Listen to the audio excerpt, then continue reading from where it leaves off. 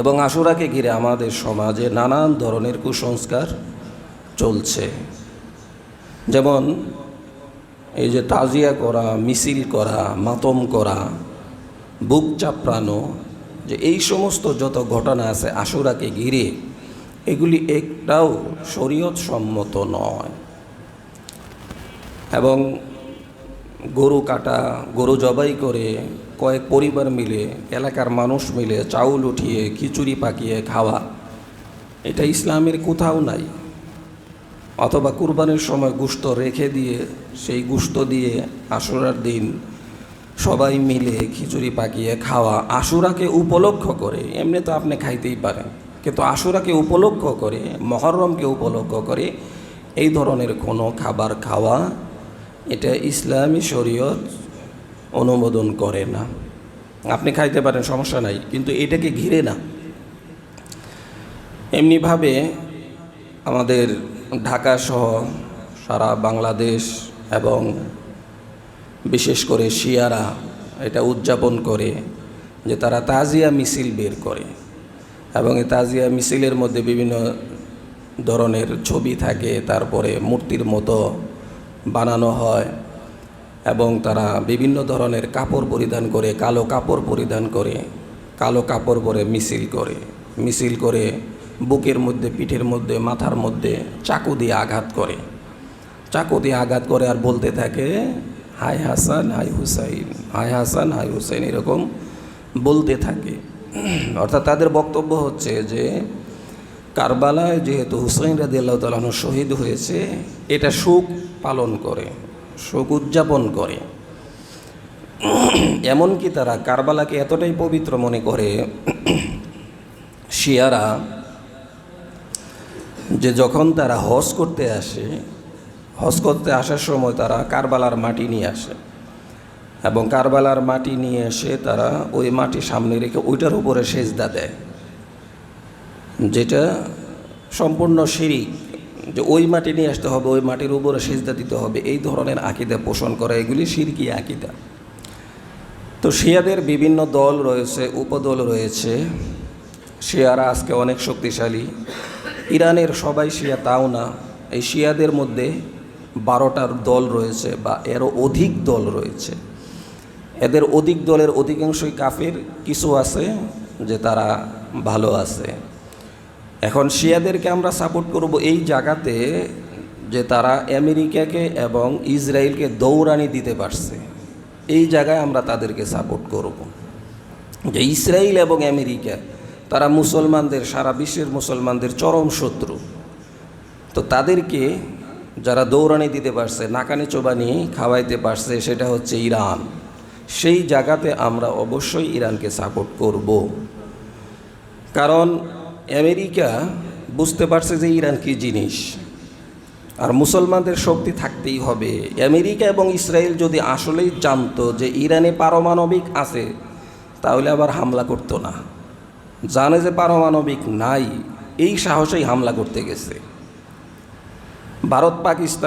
ভারত মাঝে মাঝে একটু মুখ খুলে পাকিস্তানের ব্যাপারে একটু হুমকি টুমকি দেয়, কিন্তু যখন তার অন্তরের মধ্যে এটা স্মরণ হয় যে না, পাকিস্তানেরও পারমাণবিক আছে, তখন আবার পিছু হটে। তার মানে শক্তি যদি থাকে সেইখানে কেউ আঘাত করতে যায় না। এই জন্য শক্তি অর্জন করতেই হবে। ইসরায়েল এবং ইরান এবং আমেরিকা, এদের মধ্যে মধ্যস্থতা করছে সারা পৃথিবীর কোন দেশ? পাকিস্তান। এমনি না। আমেরিকা এবং ইরানের মধ্যে এত বড় সংঘাত, সারা পৃথিবীর কেউ যেটা সমাধান দিতে পারতেছে না, সেই সমাধানের জন্য আমেরিকাকে, ইসরায়েলকে, ইরানকে পাকিস্তানে আসতে হয়েছে। এখন কেউ আবার চুলকানিওয়ালা যারা আছে তারা বলবে যে হুজুর পাকিস্তানের গুণ গাইতেছে। এটা কোনো পাকিস্তানের গুণ গাওয়া না, এটা হচ্ছে সত্য। এটা তো আপনারাও জানেন, পত্রিকাতেও আসছে এইগুলি। তো পাকিস্তানকে এতটুকু মূল্যায়ন কেন করলো? তার কাছে পাওয়ার আছে, তার কাছে পারমাণবিক আছে, এই জন্য মূল্যায়ন করছে। আজকে যদি মুসলমানরা পাওয়ারফুল হয়, আজকে যদি মুসলমানরা নেতৃত্বে আসে, তখন সারা বিশ্বের নেতৃত্ব মুসলমানরাই দিবে। এই জন্য মুসলমানদেরকে শক্তিশালী হইতে হবে সব দিক দিয়েই। এটা তো সামনাসামনি আমাদের সামনে বহুত প্রমাণ আছে। নেটো বাহিনী 20 বছর আফগানিস্তানের বিরুদ্ধে যুদ্ধ করছে, শেষ পর্যন্ত প্লেন করে বিমানে করে পালাইতে হয়েছে। এবং পালানোর সিনারি যদি দেখেন, যে কেউ বিমানের পাখা ধরছে, কেউ বিমানের তারপর চাকা ধরছে, এইভাবে কেমনে পালাবে? এত পাওয়ারফুল, যেখানে 32টা দেশ একসাথে এক আফগানিস্তানের বিরুদ্ধে যুদ্ধ করছে, কিন্তু শেষ পর্যন্ত তাদের শেষ রক্ষা হয় নাই। সেখানেই আফগানিস্তানেই তাদের কবর রচিত হয়েছে। ওই অবস্থাতে তারা পালাইতে বাধ্য হয়েছে। মুসলমানরা তো বীরের জাতি, মুসলমানরা তো শাসকের জাতি, কিন্তু আজকে মুসলমানদের মুসলমানিত্ব বাদ দেওয়ার কারণে, ঈমান আখলাকের মধ্যে ঘাটতি আসার কারণে আজকে গোলামের জাতিতে পরিণত হয়েছে। সেই জায়গাতে ইরান ধাক্কা জাগা মতোই দিচ্ছে। এবং এখন ট্রাম্প ইসরায়েল পিছু হটছে, যে কোনোভাবেই হোক শেষ পর্যন্ত ফলাফল ইরানের পক্ষেই। তো এটা কেন? শক্তি আছে, কিন্তু নির্দিষ্ট করে যদি জানতই যে ইরান পারমাণবিক বানিয়েছে, তাহলে আবার করতো না। জানে যে পারমাণবিক এখনো বানায় নাই, এই জন্য হামলা করছে। তো পারমাণবিক বানাইলে সমস্যা কোন জায়গায়? পারমাণবিক তোমরা বানাইতে পারতেছ, ফ্রান্সে আছে, আমেরিকাতে আছে, সব জায়গাতে আছে, আরও এবং একাধিক আছে, অনেকগুলি আছে। তারা বানাইতে পারতেছে, কিন্তু ইরান বানাইতে পারবে না। কারণ কি? যে মুসলমানরা যাতে শক্তিশালী না হয়, মুসলমানদেরকে সবসময় যাতে দমিয়ে রাখা যায়। যা আজকে ধরেন ইসলামের পক্ষে যারা কথা বলে, সেটা আমাদের দেশ সহকারে সারা পৃথিবীতে তাদেরকে কিভাবে দমিয়ে রাখা যায়, ইসলামের পক্ষে যারা কথা বলে তাদেরকে কেমনে দমিয়ে রাখা যায়, এই চেষ্টা। মানে এরা যদি স্বাবলম্বী হয়ে যায়, এরা যদি ক্ষমতাবান হয়ে যায়, তাহলে তো আমাদের চুরি চলবে না, বাটপারি চলবে না, সন্ত্রাসী চলবে না, মদ, জুয়া, ঘুষ, দুর্নীতি যা কিছু আছে এগুলি তো বন্ধ হয়ে যাবে। এজন্য এদেরকে আগাইতে দেওয়া যাবে না। তো সেই জায়গাতে আমরা ইরানকে সাপোর্ট করি, যে ইরান ইসরায়েল এবং আমেরিকাকে দৌড়ানি দিতে পারছে। আর আল্লাহ তাআলাই বলছেন যে তোমাদের শত্রু এরা, ইহুদি এবং মুশরিক যারা, তারা তোমাদের শত্রু। তারা এমন শত্রু যে যতক্ষণ পর্যন্ত তোমরা তাদের আনুগত্য না করবে, ততক্ষণ পর্যন্ত তারা শত্রু। আল্লাহ তাআলা বলছেন, ওয়ালান তারদু আনকাল ইয়াহুদু ওয়ালান নাসারা হাত্তা তাত্তাবিআ মিল্লাতাহুম। কুফর শক্রি ততক্ষণ পর্যন্ত তোমাদেরকে ছাড়বে না, যতই দাদা বলো আর বাবা বলো আর নানা বলো, ততক্ষণ পর্যন্ত ছাড়বে না যতক্ষণ পর্যন্ত তোমরা তাদের আনুগত্য স্বীকার না করো। এটা কোরআন বলছে। আর আমি যদি বলি যে সে আমার বন্ধু, আমাকে কিছু করবে না, না, রেহাই পাওয়া যাবে না। তো কিন্তু ইরানের যে আকীদা, সেটা ইসলামের সাথে সাংঘর্ষিক। তারা রাসূল সাল্লাল্লাহু আলাইহি সাল্লামকে তাদের একটা অংশ, সবাই না, যে রাসূলকে তারা নবী মানে না। তারা বলে যে জিবরাইল আলাইহিস সালাম ভুল করে রাসূলকে নবুয়ত দিয়ে গিয়েছেন, অথচ আলীকে দেওয়ার কথা ছিল। এই কথা যদি কেউ বলে, সে কি ঈমানদার থাকে? লা ইলাহা ইল্লাল্লাহ মুহাম্মাদুর রাসূলুল্লাহ, আল্লাহ এক, তাছাড়া কোনো ইলাহ নাই। এবং রাসূল সাল্লাল্লাহু আলাইহি ওয়াসাল্লাম আল্লাহ তাআলার প্রেরিত রাসূল। কালেমার দুই অংশ, আল্লাহকে মানা, রসুলকে মানা। কেউ আল্লাহকে মানলো, রসুলকে মানলো না, সে কখনো ঈমানদার হতে পারে না।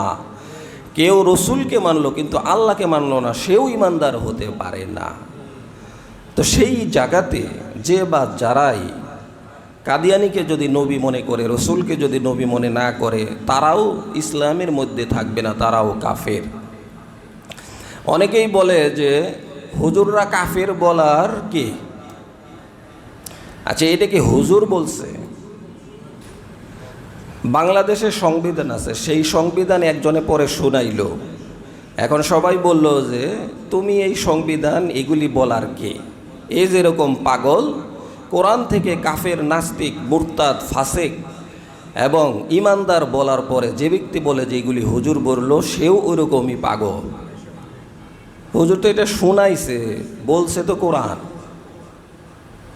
এখন যদি মাইকের মধ্যে এটা মাইক ভেঙে ফেলে কেউ রাগ হয়ে দোতলায় যে সাউন্ড বক্স ভেঙেই ফেলবো, হুজুর আমার বিরুদ্ধে কথা বলছে, তাই এখন কি এটা কি এই সাউন্ড বক্সের দোষ না এখানে যে বসে কথা বলতেছে সে বলতেছে এটা? তা আমরা তো হলাম লাউড স্পিকার, আমরা কোরআনের লাউড স্পিকার, আমরা হাদিসের লাউড স্পিকার, আমরা রসুলের পক্ষ থেকে লাউড স্পিকার, আমরা রসুলের কথাগুলি মানুষকে বলি। তো কাফের যারা, মুশরিক যারা, এদের কথা আল্লাহ তাআলাই বলছেন যে কোরআনে শুরুই হয়েছে ইমানদারদেরকে দিয়ে, মুত্তাকিনদেরকে দিয়ে। হুদাল্লিল মুত্তাকিন, আলিফ লাম মিম যালিকাল কিতাব লা রাইবা ফি হুদাল্লিল মুত্তাকিন। এই কিতাব যেটা আমি নাজিল করছি এতে কোনো সন্দেহ নাই, এবং এটা মুত্তাকিনদের জন্য। আর মুত্তাকিন ইমানদার কারা? আল্লাযীনা ইউমিনুনা বিল গায়ব ওয়া ইউকিমুনাস সালাহ ওয়া মিম্মা রাযাকনাহুম ইউনফিকুন। কোরআনের শুরুতেই যে যারা নামাজ কায়েম করে আল্লাহ তাআলা তাদেরকে যা দিয়েছেন এখান থেকে খরচ করে, এরা হচ্ছে, এবং গায়েবের উপরে বিশ্বাস করে, এরা হচ্ছে ইমানদার, এরা হচ্ছে মুমিন, এরা হচ্ছে মুত্তাকি। এরপরে আল্লাহ তাআলা কাফেরদের আলোচনা করছেন, এরপরে আল্লাহ তাআলা মুনাফিকদের আলোচনা করছেন। এই শুরুর দিকেই 3 স্টেপে আলোচনা, এবং আলাদাভাবে মুনাফিকদের জন্য সূরাও নির্দিষ্ট করে দেওয়া হয়েছে, এবং কাফেরদের কথা বিভিন্ন জায়গায় জায়গায় আসছে। তো আল্লাহ বলছেন, মুমিনও আল্লাহই বলছেন, তারপরে মুনাফিক যেটা সেটাও আল্লাহই বলছেন। তাহলে এগুলি আল্লাহর কথাই, কিন্তু আমার বুঝে আসে না। তো যাই হোক, তাদের মধ্যে যারা কাফের তারা এই জন্য কাফের যে ঈমান আকীদায় তাদের সমস্যা রয়েছে। তারা রসুলকে নবী হিসেবে মানে না, তারা আলীকে নবী মানতে চায়, এবং বিভিন্ন স্লোগানের মধ্যে দেখবেন যে ইয়া আলী, ইয়া আলী, এগুলি তারা বলে। যার কারণে তাদের কিছু অংশ কাফের, তারা কখনোই মুমিন হতে পারে না। সেই আকীদাও থাকতে হবে। আল্লাহ যাকে কাফের বলছেন, আমি যদি অনেক উদারতা দেখাইয়া তাকে ইমানদার বলি, তাহলে আল্লাহর থেকে মাতাব্বুরিটা বেশি হয়ে গেল না? তাহলে এটা সমস্যা না? লাগে হলো ভাই, আমি যদি কই বাপ, তাহলে হইল ওইটা। ভাইরে যতই সম্মান দিই, বাপ বলা যাইব? বাপ তো আর বলা যাইব না। ভাইরে ভাইয়ের জায়গাতেই রাখতে হবে, বাপকে বাপের জায়গাতেই রাখতে হবে। আমি উদারতা দেখানোর কে? যেখানে আল্লাহ তাকে এটা বলছেন, যেখানে আল্লাহ তার এই শাস্তির কথা বলছেন, আমি উদারতা দেখানোর কে? আমি তো সেখানেই উদারতা দেখাবো যদি কেউ আমাকে গালি দেয়, যদি কেউ আমাকে আঘাত করে, যদি কেউ আমার টাকা মেরে খায়, সেইখানে আমি উদারতা দেখাবো, যাও মাফ করে দিলাম। এটা না উদারতা। ইসলামকে গালি দিবে, আল্লাহকে গালি দিবে, রসুলকে গালি দিবে, মসজিদ মাদ্রাসা নিয়ে ষড়যন্ত্র করবে, সেই জায়গায় আমার কোনোই উদারতা থাকতে পারে না। সেখানে উদারতা কি? সেখানে আমাকে সিংহের মতো গর্জন দিয়ে তার সামনে দাঁড়াইতে হবে। সেখানে কোনো ছাড় নাই, কারণ তুমি আমার আল্লাহকে নিয়ে কথা বলতে পারো না, তুমি আমার রসুলকে নিয়ে কোনো কথা বলতে পারো না, তুমি কোরআন হাদিস মসজিদ মাদ্রাসা নিয়ে কথা বলতে পারো না। এই রাইট তোমাকে দেওয়া হয় নাই। তো শিয়া যারা, তাদের যত আকীদা আছে তাদের মধ্যে এই সমস্ত আকীদা হচ্ছে ঈমান বিধ্বংসী আকীদা। এই যে তারা যে শোক পালন করে, শোক পালন আলী রাদিয়াল্লাহু তাআলা আনহুকে নিয়ে, এবং ইমাম হাসান এবং হুসাইন এদেরকে নিয়ে তারা শোক পালন করে। তাদের মধ্যে 12 জন ইমাম হবে, তার মধ্যে আলী 1 নাম্বার, হাসান হুসাইন এরাও ইমাম, এবং এই যে গত হয়ে গেল ইমাম আয়াতুল্লাহ খামিনি, এবং শেষ পর্যন্ত তারা বলে যে ইমাম মাহদি আমাদের শেষ ইমাম, এবং তাকে কূপ থেকে উঠানো হবে। তাদের নানান আকীদা, এবং সেখান থেকে উঠে তারা রাসূল সাল্লাল্লাহু আলাইহি ওয়াসাল্লামের কবরের পাশে যাবেন। কবরের পাশে যাওয়ার পরে আবু বকর এবং উমরকে তারা কবর থেকে উঠাবেন, সেখানে তাদেরকে শাস্তি দিবেন যে রসুলের কবরের পাশে আলীর শোয়ার কথা ছিল, তোমরা কেন শুয়েছ, এবং তোমরা কেন খেলাফত আগে নিয়েছিলে, এই ধরনের কথা বলে তাদেরকে কবর থেকে উঠিয়ে শাস্তি দেওয়া হবে। এই ধরনের কুফরি আকীদা যারা মানবে তারা কাফের ছাড়া আর কিছুই হতে পারে না। আবু বকর রাদিয়াল্লাহু তাআলা আনহু সারা পৃথিবীতে যত মানুষ আছে তাদের মধ্যে নবীদের পরেই যার স্থান, এটা সাধারণ বিষয়। 1 লক্ষ বা 1.25 লক্ষ বা 2 লক্ষ, এই 2 লক্ষ নবী রাসূলদের পরে যেই মানুষটার সম্মান তিনি হচ্ছেন আবু বকর রাদিয়াল্লাহু তাআলা আনহু, আশারায়ে মুবাশশারা, এরপরে উমর। সমস্ত নবীদের পরে একজন মানুষের পরেই যার স্থান তিনি হচ্ছেন উমর। তো হুসাইন রাদিয়াল্লাহু তাআলা আনহুর ইন্তেকালে, কারবালায় শহীদ হওয়ার কারণে যদি আজও পর্যন্ত মাতম করতে হয়, শোক পালন করতে হয়, তাহলে এত নবী রসুল মারা গেলেন তাদের জন্য শোক পালন করতে হবে না? তখন তো তাদের জন্যও শোক পালন করতে হয়, এবং সবচেয়ে বেশি তো শোক পালন করতে হয় রসুলের ইন্তেকালের কারণে। মা কানা মুহাম্মাদুন আবা আহাদিম মির রিজালিকুম ওয়ালাকিন রাসূলুল্লাহ ওয়া খাতামান নাবিয়্যিন। রাসূলের ইন্তেকালের পরে হযরত উমর রাদিয়াল্লাহু তাআলা তরবারি বের করে ঘোষণা করলেন, যে ব্যক্তি বলবে রসুল মারা গেছে আমি তার গর্দান শরীর থেকে উড়িয়ে দেব। অর্থাৎ আমি এই কথা মেনে নিতে পারি না যে রসুল মারা গেছেন, এই কথা তোমরা কেউ বলতে পারবে না। আবু বকর রাদিয়াল্লাহু তাআলা তাকে শান্ত করলেন। আল্লাহ তাআলা কোরআনের আয়াত নাজিল করছেন, তিনি তো শুধুমাত্র একজন রসুল, তিনি কারো বাবা, যে এরকম না যে তিনি ইন্তেকাল করবেন না, এরকম হবে না। বিগত সময়ে যত নবী রসুল আসছেন তাদেরকেও আল্লাহ তাআলা উঠিয়ে নিয়েছেন, এবং আমাদের রসুলকেও আল্লাহ তাআলা উঠিয়ে নিয়েছেন, এটাই বাস্তবতা। তো তার ইন্তেকালে কতটুকু শোক পালন করা দরকার? তারও বেশি শোক পালন করা দরকার। শোক পালন করে আমাদের দেশের জিলাপিখুর যারা আছে, মাজার পূজারী যারা আছে, তারা করে জিলেপি টিলেপি খায়, তারপরে মিছিল বের করে, এগুলি করে। কিন্তু রসুলকে গালি দেওয়ার সময় নাস্তিকদের ব্যাপারে তাদেরকে খুঁজে পাওয়া যায় না, কিন্তু তারা জিলেপি খাওয়ার মধ্যে আছে। তো যাই হোক, শিয়াদের অন্যতম শোক পালন হচ্ছে হযরত হুসাইন রাদিয়াল্লাহু তাআলা আনহুকে ঘিরে, আলী রাদিয়াল্লাহু তাআলা আনহুকে ঘিরে, এবং তারা বলে যে এইগুলি সাহাবায়ে কেরাম ষড়যন্ত্র করে করছে। তাহলে শোক পালন যদি করতেই হয় তাহলে রসুলের জন্য করতে হয়, শোক পালন যদি করতেও হয় তাহলে আবু বকরের জন্য করতে হয়, শোক পালন যদি করতেই হয় তাহলে উমরের জন্য করতে হয়, শোক পালন যদি করতেই হয় সেই ক্ষেত্রে উসমান রাদিয়াল্লাহু তাআলা আনহুর জন্য করতে হয়। সবাইকে বাদ দিয়ে শুধুমাত্র আলী এবং হুসাইনকে ঘিরে শোক পালন করতে হবে, এই ধরনের কোনো কথা ইসলামী শরীয়তে নাই। আর শোক পালন কি? শোক কয়দিন পালন করা যাবে? একজন মানুষের জন্য 3 দিনের উপরে কোনো শোক পালন করা যাবে না, ইসলামে বৈধ নাই। 3 দিন। আপনার বাবা মারা গেছে 3 দিন, আপনার ভাই মারা গেছে 3 দিন, ভাইরা মারা গেছে আরও বেশি নাকি 3 দিন, শালা মারা গেলে 3 দিন, যেই মারা যাক, অমুক নেতা মারা গেছে কয়দিন? কিয়ামত পর্যন্ত নেতা মারা গেছে 3 দিন।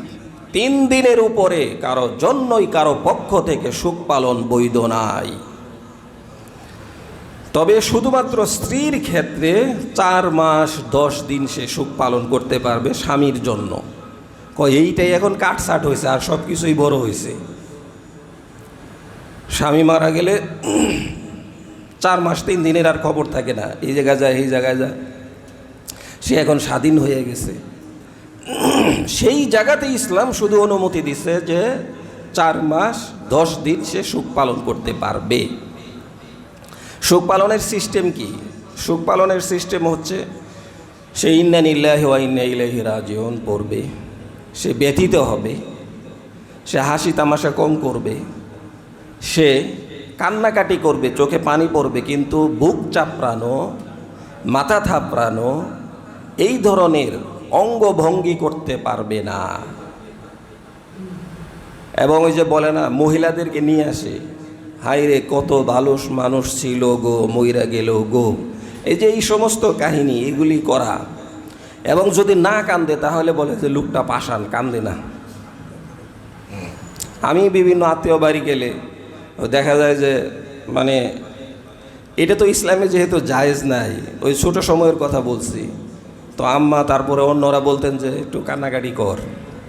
তো এই হলো অবস্থা আমাদের সমাজে। ওই যেমন যেহেতু হুজুর কোরআন শরীফ পড়তে গেছি আত্মীয় বাড়ি, একটু কান্নাকাটি না করলে কেমন দেখা যায়। কিন্তু আসলে তো এইটা না, আল্লাহ তো নিয়েই নেবেন। আমরা সবাই কার? আল্লাহ। আল্লাহর বান্দাকে আল্লাহ তাআলা উঠায় নিয়ে নিয়েছেন। এই জন্য পড়তে হবে ইন্না লিল্লাহি ওয়া ইন্না ইলাইহি রাজিউন। আমরা সবাই সেখানে ফিরে যাব, এখানে কেউ থাকবো না, কেউ থাকার নাই, সবাইকে একদিন চলে যেতে হবে, কেউ থাকতে পারবে না। এই জন্য মাঝে মাঝে আপনারা যে এলাকায় আছেন সুন্দর একটা জায়গা আছে মরণকে স্মরণ করার জন্য, সেটা কি মুগদা মান্ডা কবরস্থান। মাঝে মাঝে বিকেলে চা খাই ওদিকে গিয়ে, তারপরে কবরস্থানতেই হাঁটি। মনে হয় যে পাও চলতে চায় না, পা চলতে চায় না, কিন্তু আমার কোনো আত্মীয় স্বজন নাই, না থাকলেও কিন্তু সেখানেই শুইতে হবে। মরণটা কত কাছের। নাম নেম প্লেট দেখি, অমুক মুক্তিযোদ্ধা, অমুক ব্যবসায়ী, অমুক বাড়িওয়ালা, অমুক তমুক, কতজন শুয়ে আছে, সবাই শুয়ে আছে। যত বড় বাড়িওয়ালাই হোক তার জন্য জায়গা অতটুকুই দেখি, একজন রিক্সাওয়ালার জন্য জায়গা যতটুকু ততটুকুই, এবং কাফনের কাপড়ের দামও একই, সব কিছুই এক, শুধু চোখটা বন্ধ, পার্থক্য এতটুকুই।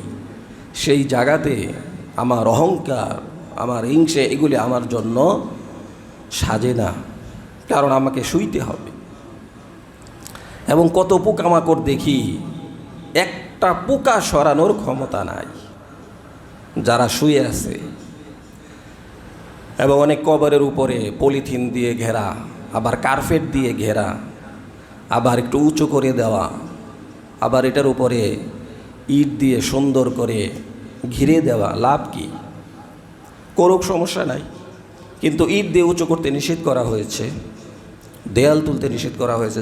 দেয়াল যদি চতুর্থ সাইড দিয়ে হয় যাতে সেখানে পশু পাখি যাইতে না পারে, সেটা ঠিক আছে, কিন্তু একটা কবরকে ঘিরে এটাকে ইট দিয়ে উঁচু করা, এটাকে মাজারের মতো করা, এটা জায়েজ নাই।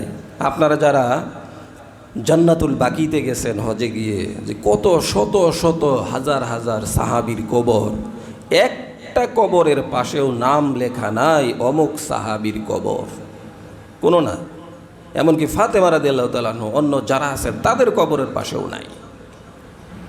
শুধু একটা ইট, একটু উঁচু জায়গা, যে এখানে একটা কবর আছে, এতটুকুই। এখানে আজকে আমাদের কবরে আমি যতই সুন্দর করে নাম লিখি, দরুদে হাজারি লেখা রাখি, এইটা রাখি, এইটা রাখি, মরার পরে কি কাজে লাগবে?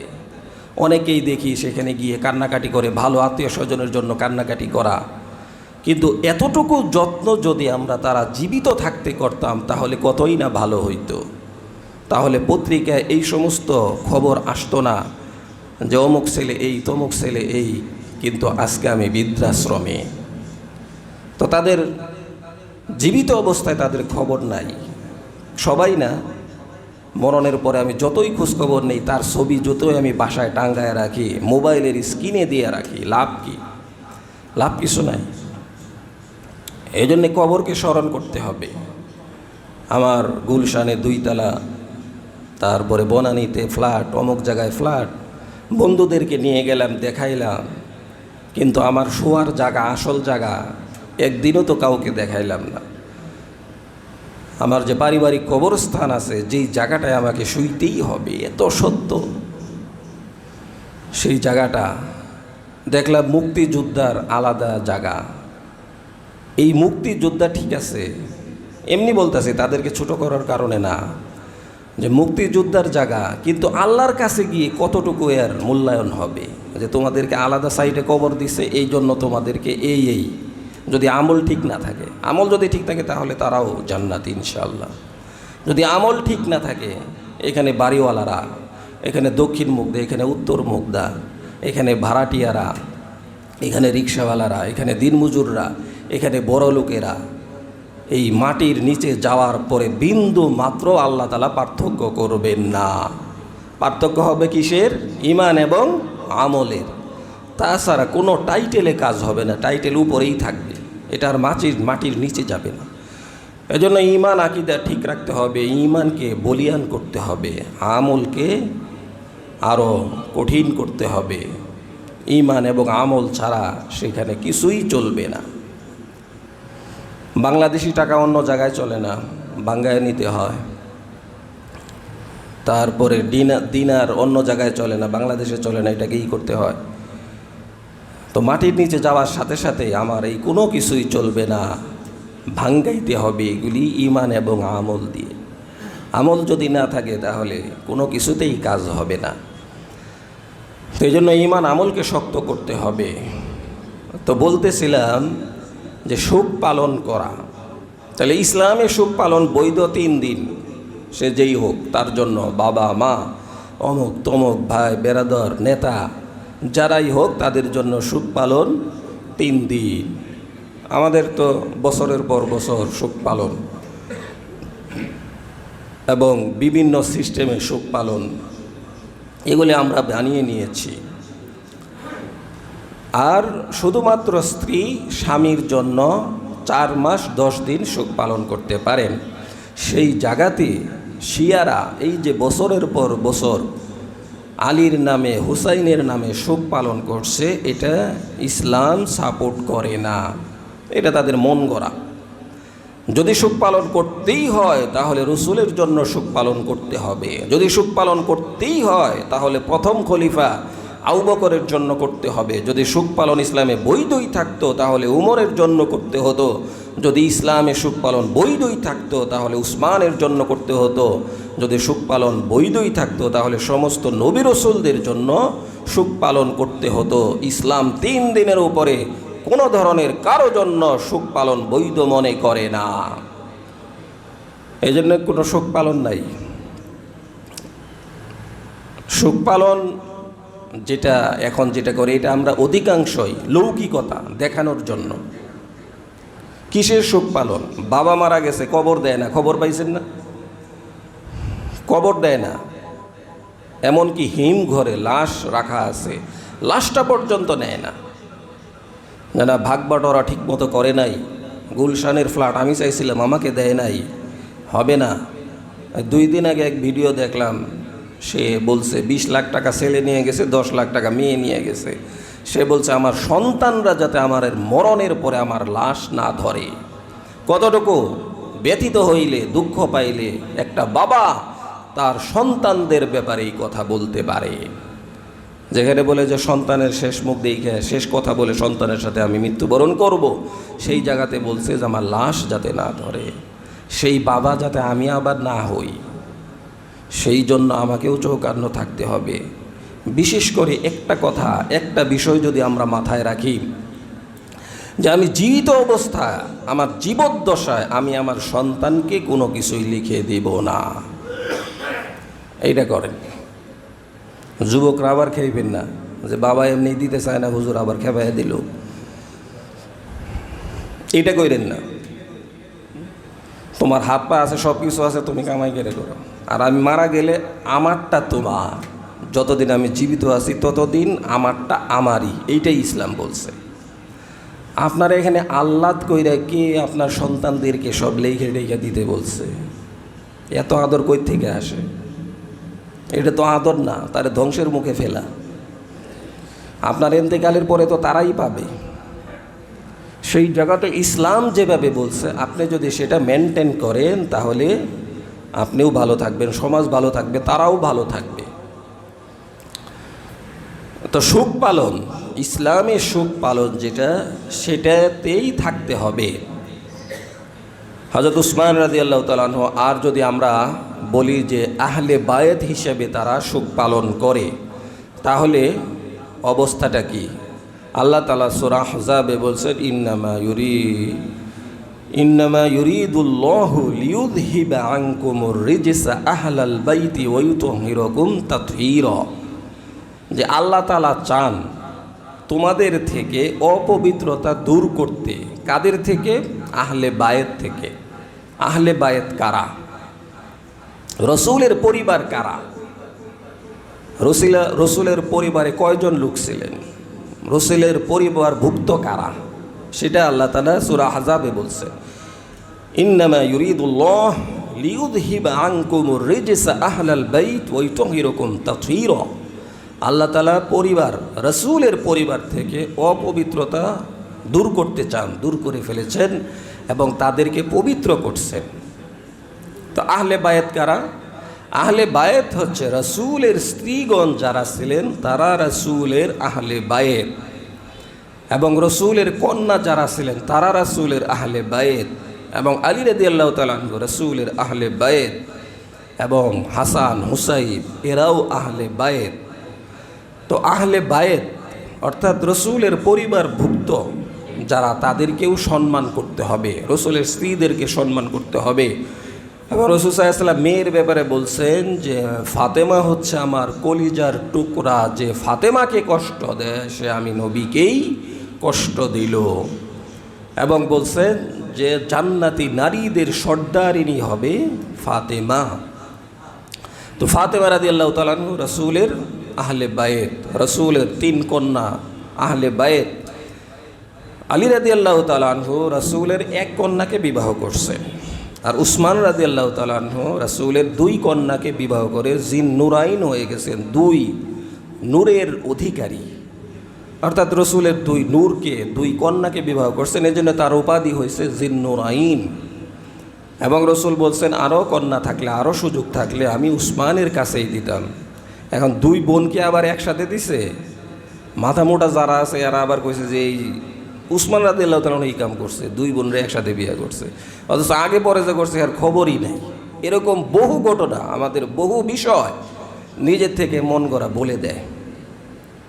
1 কন্যা মৃত্যুর পরে, 1 বোন মৃত্যুর পরে আরেক বোনকে তিনি বিবাহ করছেন, এবং তিনি অনেক লাজুক ছিলেন যে ফেরেশতারাও তাকে দেখে লজ্জা পাইত। তো এরা হচ্ছে রাসূলের আহলে বায়েত। শুধুমাত্র হাসানকে, হুসাইনকে আহলে বায়েত মনে করে তার জন্য তাজিয়া মিছিল করা, তার জন্য বুক চাপড়ানো, চাকু দিয়ে আঘাত করা, এগুলি ইসলাম সমর্থন করে না। শিয়ারা যেই সমস্ত কর্মকাণ্ড করে এগুলি সবই বাড়াবাড়ি, এবং তারা শুধু হুসাইন রাদিয়াল্লাহু তাআলা আর আলী রাদিয়াল্লাহু তাআলা ছাড়া আর কিছু বোঝে না। তারা কারবালা, শুধু কারবালাই। এবং বাংলাদেশেও এরকম কিছু আছে যারা এটাকে ঘিরে বিভিন্ন ধরনের এবং অন্য অন্য সাহাবীদেরকেও গালিগালাজ করে। যে ব্যক্তি সাহাবীদেরকে গালিগালাজ করবে তার ঈমান থাকবে না। রাসূল সাল্লাল্লাহু আলাইহি সাল্লাম সাহাবীদেরকে বলছেন যে এরা হচ্ছে আমার যুগ শ্রেষ্ঠ যুগ, এর পরের যুগ তারপরে শ্রেষ্ঠ যুগ, এবং খয়রুল কুরুনি কারনি। এবং সাহাবীদের ব্যাপারে আল্লাহ তাআলা বলছেন আমিনু কামা আমানান নাস, তোমরা ঈমান আনো কাদের মতো? সাহাবীদের মতো। আল্লাহ বলছে যে তোমরা ঈমান আনো কার মতো? সাহাবীদের মতো। তাদেরকে মানদণ্ড মানছে। সেই জায়গায় যদি কেউ সাহাবীদেরকে গালিগালাজ করে তার ঈমান থাকবে না। আল্লাহ তাআলা বলছেন রাদিয়াল্লাহু আনহুম ওয়া রাদু আন, তাদের উপরে আমি সন্তুষ্ট, তারাও আমার উপরে সন্তুষ্ট। তো সেইখানে তুমি কে? তাই জন্য সাহাবীদেরকে সম্মান করতে হবে, ইজ্জত করতে হবে। সাহাবায়ে কেরামের 1 টাকা দান পাহাড় পরিমাণ সমান সওয়াব, আর আমরা যদি পাহাড় পরিমাণ দেই ওই সওয়াব নাই। তো তাদের মর্যাদা অনেক বেশি, এবং তাদেরকে যদি আমি দোষী সাব্যস্ত করতে চাই তাহলে আমার পুরো ইসলামের মধ্যেই দোষ ধরা হয়। কিভাবে? আপনার কর্মচারীকে বললেন যে অফিসে খাবার নিয়ে যাইতে হবে, তো এখন কর্মচারীর উপরে যদি আপনার অগাধ বিশ্বাস না থাকে, ও খাবারে বিষ মিশাইতে পারে না? মিশাইতে পারে। আপনি ওরেই বিশ্বাস করেন না, খাবার খাবেন কেমনি? খাবারের মধ্যে যে কোনো সমস্যা আছে। তো এমনিভাবে সাহাবায়ে কেরাম থেকে আমরা কোরআন পাইছি, সাহাবায়ে কেরাম থেকে আমরা হাদিস পেয়েছি, তাদের ব্যাপারে যদি আমরা সন্দেহ করি তার মানেই কোরআনের মধ্যে হাদিসের মধ্যেই সন্দেহ করা হয়। এই জন্য তাদের ব্যাপারে সন্দেহ করা যাবে না। তারা হচ্ছে আমাদের সেতু পথ। যেমন মান্ডা যাইতে গেলে একটা ব্রিজ পড়ে, মানিকনগর যাইতে গেলে একটা ব্রিজ পড়ে, আপনি ব্রিজ উঠাই দিলেন, যাওয়া যাইব? যাওয়া যাইব না। রাসূলদের থেকে আমাদের পর্যন্ত কোরআন হাদিস পৌঁছেছে সাহাবায়ে কেরাম নামক ব্রিজের মাধ্যমে। সেই ব্রিজ যদি আপনি ধ্বংস করতে চান তাহলে কোরআন হাদিস আমাদের পর্যন্ত পৌঁছে না। এজন্য তাদের ব্যাপারে দোষ ধরা যাবে না। পণ্ডিত হইতে হইতে এই পর্যন্ত গেছে, কোরআন হাদিস জানতে জানতে এই পর্যন্ত গেছে, এখন সাহাবিরেও ছাড়ে না, এমনকি নবী রাসূলদেরকেও ছাড়তে চায় না। পণ্ডিত কোন পর্যন্ত হয়েছে তাইলে? এগুলি শিয়াদের কাজ কারবার, এগুলি তারা করে। একজন মুমিন মুসলমান কখনোই নবী রসুল সাহাবি এদের কোনো দুশ্চর্চা করতে পারে না। তো আলী রাদিয়াল্লাহু তাআলা আনহুর তারা বলে যে আলী রাদিয়াল্লাহু তাআলা আনহুই রসুল, বা কারবালাকে নিয়ে তাদের এই যে বাড়াবাড়ি, তো এটাকে ঘিরে তারা একটা বিচার বসায়। এরকম মূর্তি তৈরি করছে, জল্লাদ রাখছে, প্রধান বিচারপতি নির্ধারণ করছে, দুই দিকে দুই উকিল নির্ধারণ করছে। উকিল নির্ধারণ করার পরে বাদী বিবাদী দাঁড় করিয়েছে। দাঁড় করানোর পরে তারা এবার উকিল বলতেছে যে মাননীয় বিচারপতি হযরত হুসাইন রাদিয়াল্লাহু তাআলা আনহুর ইন্তেকালের ব্যাপারে তার মা ফাতেমাও দায়ী, এই জন্য ফাতেমার ফাঁসি চাই। এখন ফাতেমারে কই পাইব, এই জন্য একটা অবয়ব বানাইছে, ফাতেমার ফাঁসি চাই। তো ওই দিক থেকে বিচারক বলে যে হ্যাঁ, বিচার দলিল প্রমাণ আদি বিচার হলো যে আজকে ফাতেমার ফাঁসি দিয়ে দেওয়া হোক। তো এই কথা বলে যে জল্লাদ আছে সে ওইটাকে ফেলে দেয়, একটা হাতুড়ি দিয়ে বাড়ি মারে, ব্যাস তার ফাঁসি হয়ে গেল। এগুলি মনের জ্বালা মিটানো আর কি। তো এরপরে আবার আরেকজন উকিল দাঁড়িয়ে বলে যে মাননীয় আদালত, হুসাইন রাদিয়াল্লাহু তাআলা আনহুর ইন্তেকালে শুধু ফাতেমা দায়ী না, স্বয়ং আলী রাদিয়াল্লাহু তাআলা আনহু দায়ী আছে। কারণ সে যদি তার সন্তানকে ওসিয়ত করে যেত ওই জায়গায় যেও না, তাহলে তো তার এই ঘটনা ঘটে না। সে কেন এটা বললো না, এই জন্য সেও দোষী, তারও ফাঁসি দেওয়া হোক। তো এইবার বাস জল্লাদ, ঠিক আছে তোমার বক্তব্য গ্র্যান্ডেড, এই অনুযায়ী, এই বিচার অনুযায়ী তার ফাঁসি দিয়ে দেওয়া হলো। এভাবে তার ফাঁসি। এরপরে উকিল দাঁড়িয়ে বলতেছে যে স্বয়ং রাসূল সাল্লাল্লাহু আলাইহি ওয়াসাল্লামও কিছু দোষী আছে। নাউজুবিল্লাহ বলবেন না। রসুল দোষী কেমনে যে রসুল এত কথা বলতে পারলো? তাহলে হুসাইন রাদিয়াল্লাহু তাআলা এই কাজ করলে এইটা হবে, সে কেন এইটা বইলা গেল না, কেন এটার বন্দোবস্ত করে গেল না, এই জন্য সেও কিঞ্চিত দোষী আছে, এই জন্য তারও ফাঁসি চাই। এবার প্রধান বিচারপতি বলে যায় আচ্ছা ঠিক আছে। তো এইবার শেষ পর্যন্ত শিয়ারা কোন পর্যন্ত গেছে দেখেন, বলে যে মাননীয় আদালত, ফাতেমার ফাঁসি, আলীর ফাঁসি, রাসূল সাল্লাল্লাহু আলাইহি ওয়াসাল্লামের ফাঁসি দিলেই এই বিচার শেষ হবে না, স্বয়ং আল্লাহরও ফাঁসি চাই। নাউজুবিল্লাহ। এবার আল্লাহর মূর্তি বানাইছে। তা আল্লাহর মূর্তি বানাইছে, তো এইখানে যখন বিচারক রায় দিছেন যে হ্যাঁ আল্লাহর ফাঁসি চাই, এটা গ্র্যান্ডেড হইল, ওইখানে এবার একজন সুন্নি আসিল, মুসলমান আসিল, সে করছে কি আল্লাহর মূর্তি নিয়ে দৌড় দিছে। দৌড় দিয়ে ওই বিচারক কার্যালয় থেকে বের হয়ে চলে আসছে, মানুষের মানে একটা সমাবেশের মধ্যে আরেক জায়গায় চলে গেছে। আরেক জায়গায় যাওয়ার পরে সবাই বলতেছে যে আরে তুই কোত্থেকে আসলি, যে শিয়াদের থেকে দৌড়ায় চলে আসছি, আর একটু হইলে তো তোরে মেরেই ফেলতো। এখন সে বলতেছে যে আরে আমারে মেরে ফেলতো নাকি আল্লাহরে মেরে ফেলতো, আমারে আল্লাহ বাঁচায় নাই, আমি আল্লাহরে বাঁচায় নিয়ে আসছি। এই হইল তাদের অবস্থা। এটা হলো শিয়াদের অবস্থা, যে তারা আল্লাহরও পর্যন্ত বিচার করতে চায় হুসাইন রাদিয়াল্লাহু তাআলা আনহুর ব্যাপারে। এই জন্য আমরা অনেক ব্যাপারে এত বাড়াবাড়ি আমাদের, যে কাকে কি করব, কেমনে কি করব, কিছুই বুঝি না। সে বলে যে আমারে আল্লাহ বাঁচায় নাই, আমি কি করছি, আল্লাহরে বাঁচাইছে। আমি যদি দৌড় দিয়ে না নিয়ে আসতাম তাহলে তো আল্লাহরে ফাঁসি দিয়ে দেয় আজকে, আমি উষা করে নিয়ে আসছি। আসলে কি তাই ঘটনা? আমরাও নামাজ পড়ে মনে করি যে আমি আল্লাহরে বাঁচাইলাম, আল্লাহর অনেক উপকার করে দিলাম, আমি দান করলাম, আল্লাহর অনেক উপকার করে দিলাম, মসজিদ করে দিলাম, আল্লাহর অনেক উপকার করে দিলাম, মাদ্রাসা করে দিলাম, আল্লাহর অনেক উপকার করে দিলাম, এটা করলাম সেটা করলাম, এত আমল করলাম, সব আল্লাহর উপকার করে দিলাম। কিন্তু আসলে কি তাই না? সব উপকার আমার জন্যই আমি এগুলি করতেছি। তো এই জন্য শিয়াদের ব্যাপারে সতর্ক থাকতে হবে, তাদের এই সমস্ত বিভ্রান্তিমূলক আকীদা পোষণ করা যাবে না। তারা এই যে তাজিয়া মিছিল বের করে, একটা মানুষের শরীরে সে নিজেও আঘাত করতে পারবে না। ওয়ালা তুলকু বিআইদিকুম ইলা তাহলুকাহ, সূরা বাকারা।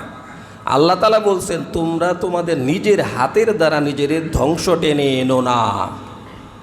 নিজের হাতের মাধ্যমে, অর্থাৎ নিজে এমন সিদ্ধান্ত নিও না যে তোমার ধ্বংস আসে, এমন কাজ করো না যে তোমার ধ্বংস আসে, এমন আচরণ করো না যে তোমার ধ্বংস আসে, ধ্বংস আসে। অর্থাৎ নিজের হাতে তুমি নিজেকে ধ্বংস করো না। বসের সাথে আপনি লাগা গেলেন, নিজের হাতে নিজে ধ্বংস। আপনি অমুক জায়গা থেকে লাভ দিলেন আল্লাহর নাম নিয়ে, নিজের ধ্বংস। কাজ করবেন না, বাসায় বসে থাকবেন, নিজের ধ্বংস আপনি নিজে করতেছেন। তো আল্লাহ তাআলা বলতেছেন যে তোমাদের নিজেদের ধ্বংস নিজের হাতের মাধ্যমে টেনে এনো না। তো এই জন্য নিজের শরীরে আঘাত করা, নিজের শরীরে চাকু দিয়ে, চাবুক দিয়ে আঘাত করার ইসলাম শরীয়ত এটা বৈধ মনে করে না। এজন্য শিয়াদের আকীদা সম্পর্কে আমাদের সচেতন থাকতে হবে। জান্নাতে নিবে আমল না আকীদা, ঈমান? ঈমান না আমল? বলেন। একজন মানুষের ঈমান নাই কিন্তু বহুত আমল, জান্নাতে যেতে পারবে? জান্নাতে যেতে পারবে না। কিন্তু ঈমান আছে অল্প, আমল নাই, পারবে কি না? পারবে, কিন্তু শাস্তি ভোগ করে পারবে। তারপরে এক সময় না এক সময় সে জান্নাতে যাবে। কিন্তু ঈমান যদি না থাকে, হাজারো আমল থাকলে, হাজারো হাসপাতাল বানাইলো, হাজারো মানুষকে খাবার খাওয়াইলো, হাজারো সেবামূলক কাজ করলো, কিন্তু কোনো ফায়দা হবে না। এই জন্য ইহুদি খ্রিস্টানরা সারা পৃথিবী সহ যদি হাসপাতাল বানায় দেয়, সমস্ত মানুষকে যদি খাবার খাওয়ায়, বিন্দু মাত্র পরিমাণ লাভ নাই। তার কারণ হচ্ছে আল্লাহর প্রতি তাদের আস্থা নাই, বিশ্বাস নাই, ঈমান নাই। আর আপনি যদি কোনো দিন কারো উপকার করতে না পারেন, শুধুমাত্র যদি ঈমান থাকে, শাস্তি ভোগ করেও একদিন না একদিন জান্নাতে যাবেনই যাবেন। এই জন্য ঈমানের মূল্য বেশি। ব্যাংকে অ্যাকাউন্ট ছাড়া টাকা রাখলেন, কদিন পরে দেখবেন যে কিচ্ছু নাই। অ্যাকাউন্ট আগে করেন, 1 টাকা রাখলে 1 টাকাই থাকবে। ব্যাংকে কিন্তু অ্যাকাউন্ট করতে কইনি আমি, এটা একটা উদাহরণ দিছি আর কি।